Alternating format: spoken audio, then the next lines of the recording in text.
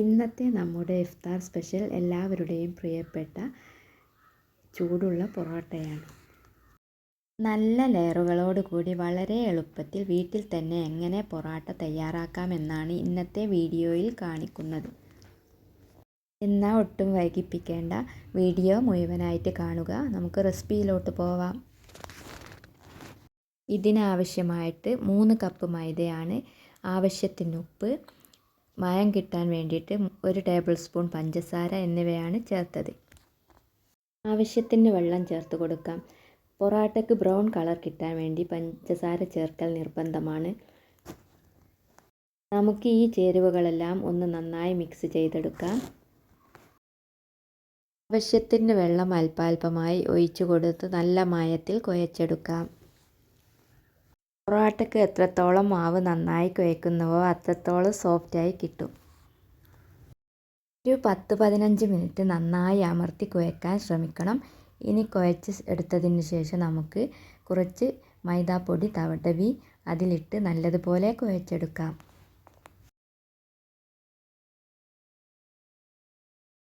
മാവ് നല്ല രീതിക്ക് തന്നെ കുഴച്ചെടുത്തിട്ടുണ്ട്.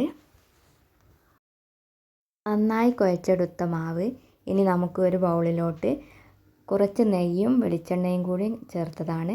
അത് ആ ബൗളിൽ കുറച്ച് തേച്ച് കൊടുക്കാം. എന്നിട്ട് ആ ബൗളിലോട്ട് കുഴച്ച് വെച്ച മാവ് വെച്ച് കൊടുക്കാം. എന്നിട്ട് അതിൻ്റെ മുകളിലോട്ടും കുറച്ച് ഈ വെളിച്ചെണ്ണ നെയ്യ് കൂടി ചേർത്ത് കൊടുക്കാം. മാവ് ഡ്രൈ ആവാതിരിക്കാൻ വേണ്ടിയിട്ടാണ്. എന്നിട്ട് നമുക്ക് ഒരു നനഞ്ഞ തുണി കൊണ്ട് അടച്ച് വെച്ച് 2 മണിക്കൂർ റെസ്റ്റ് ചെയ്യാൻ വെക്കാം.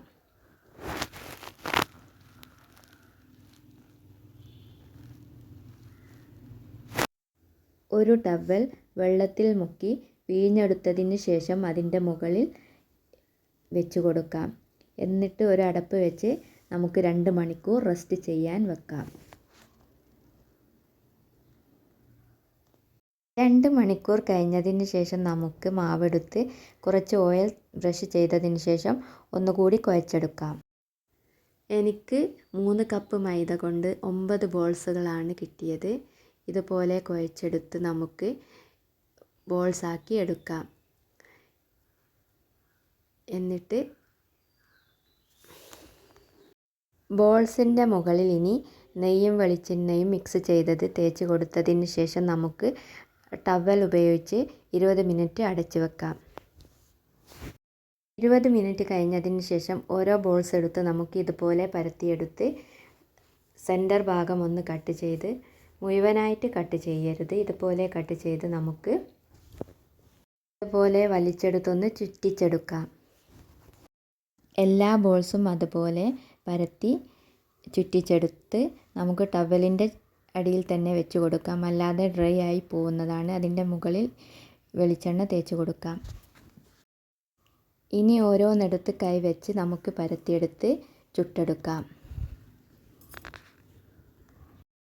ചൂടായ ദോശക്കല്ലിലിട്ട് തിരിച്ചും മറിച്ചും നമുക്ക് വേവിച്ചെടുക്കാം. ആ പൊറോട്ടയും ചുട്ടെടുത്തിട്ടുണ്ട്. ഇനി ഒന്ന് അടിച്ചെടുക്കാം. നല്ല ലെയറോട് കൂടി നമുക്ക് ഇവിടെ പൊറോട്ട റെഡിയായി കിട്ടിയിട്ടുണ്ട്. വീഡിയോ ഇഷ്ടപ്പെട്ടാൽ ഒന്ന് ലൈക്ക് ചെയ്യാനും ചാനൽ ഒന്ന് സബ്സ്ക്രൈബ് ചെയ്ത് സപ്പോർട്ട് ചെയ്യാനും മറക്കരുതേ. ഇനിയും പുതിയ വീഡിയോകളായി വരുന്നതാണ്.